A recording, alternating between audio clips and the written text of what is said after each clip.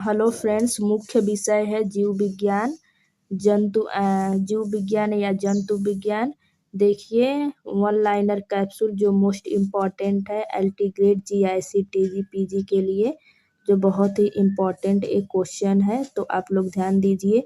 जंतु विज्ञान का परिचय एवं वर्गीकी। तो फर्स्ट है वर्गीकी के पिता किसे कहा जाता है। तो देखिए किसे कहा जाता है, तो कैरोलस लिनियस को कहा जाता है 1707 से 1778 तक। टेक्सोनॉमी शब्द की खोज किसने की थी, तो एपीडी कंडॉल ने की थी। तो दूसरा है टेक्सोनॉमी शब्द की खोज किसने की थी, तो एपीडी कंडॉल ने की थी। ये वन लाइनर कैप्सूल जो बहुत ही इम्पोर्टेंट है, आप लोग मेरे साथ याद करिए, इसे लर्न करिए। है वर्गीकृत श्रेणी वर्गीकी पदानुक्रम का सही अनुक्रम क्या है, तो जगत होता है, इसके बाद संघ होता है, वर्ग होता है, गण आता है, इसके बाद कुल है, समुदाय है, वंश है एंड जाति है।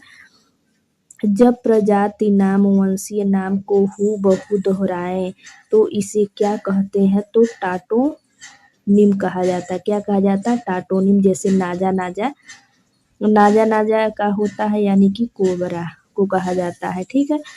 क्वेश्चन यहाँ पर देखिए, जब मूल टाइप सामग्री अनुपस्थित हो तो इस कार्य को हेतु टाइप क्षेत्र से एकत्रित नमूने को चुना जाता है। यह कहलाता है, क्या कहलाता है, तो सिन टाइप कहलाता है। ठीक है। जब मूल टाइप सामग्री अनुपलब्ध हो तो इस कार्य हेतु टाइप क्षेत्र से एकत्रित नमूनों को चुना जाता है। यह कहलाता है क्या, तो सिन टाइप कहलाता है।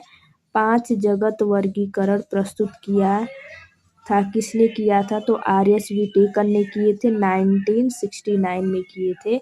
5 जगत वर्ग 5 किंगडम क्लासिफिकेशन यानी किसने दिया था, तो आर.एस. व्हिटेकर ने दिए थे 1969 में। ओके।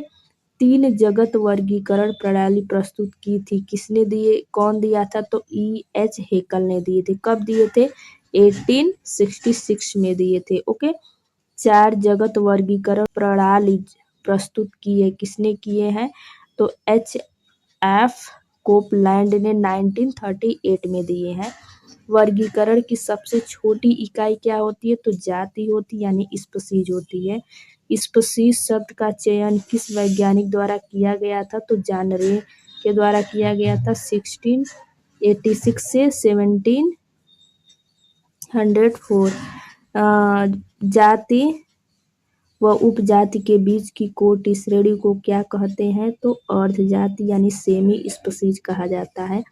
यदि एक वर्ग की कोटि का अंत के साथ हो रहा है तो यह वर्गीकी के किस पद को उल्लेखित करेगा, तो ट्राइब को उल्लेखित करता है। लिनियस द्वारा दिए गए नामकरण पद्धति प्रणाली को कहा जाता है, तो द्विनाम प्रणाली कहा जाता है यानी बाइनोमियल सिस्टम कहा जाता है।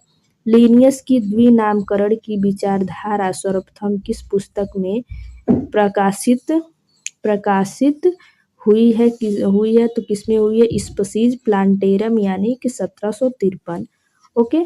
जीवों के नामकरण से संबंधित वह वैज्ञानिक जिन्होंने नामकरण नियमों के कोड को प्रस्तावित किया, तो इसका हो जाएगा आंसर ह्यूम एडविन स्ट्रिकलैंड ने किए।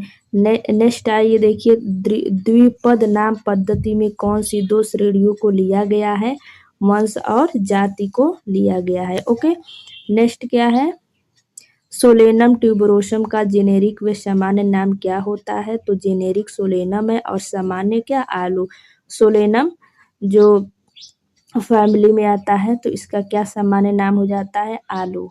वह कौन सी वर्ग की सहायक सामग्री है जो पादपों व जंतुओं की पहचान हेतु उपयोग में ली जाती है तथा विपर्यासी कंट्रास्टिंग लक्षणों पर आधारित होती है, तो कुंजी होती यानी कि जिसे हम की बोलते हैं। ठीक है। वे कुंजियाँ क्या कहलाती हैं, जो विपरीत लक्षणों पर आधारित होती हैं, तो कॉपलेट कहलाती हैं।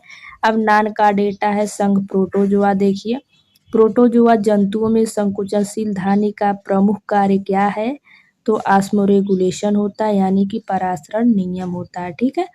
इसके बाद संकुचनशील रिक्तिका किन प्रोटोजोअन्स में पाई जाती है, तो अमीबा में पाई जाती है, यूग्लिना में एंड पैरामीशियम में पाई जाती है।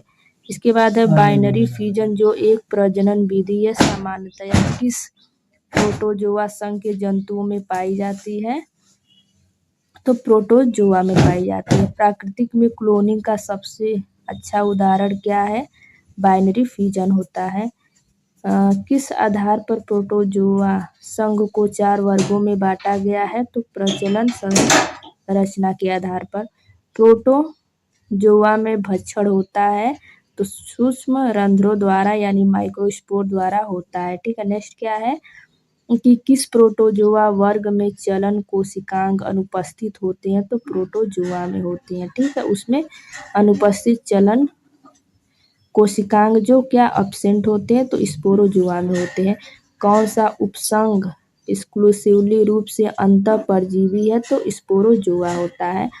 विषम रूपी नाभिक हेटेरोमॉर्फिक न्यूक्लियाई इनमें पाए जाते हैं, तो किनमें पाए जाते हैं, प्रोटोजोअन्स में पाए जाते हैं, पश्चमाभी प्रोटोजोअन्स में।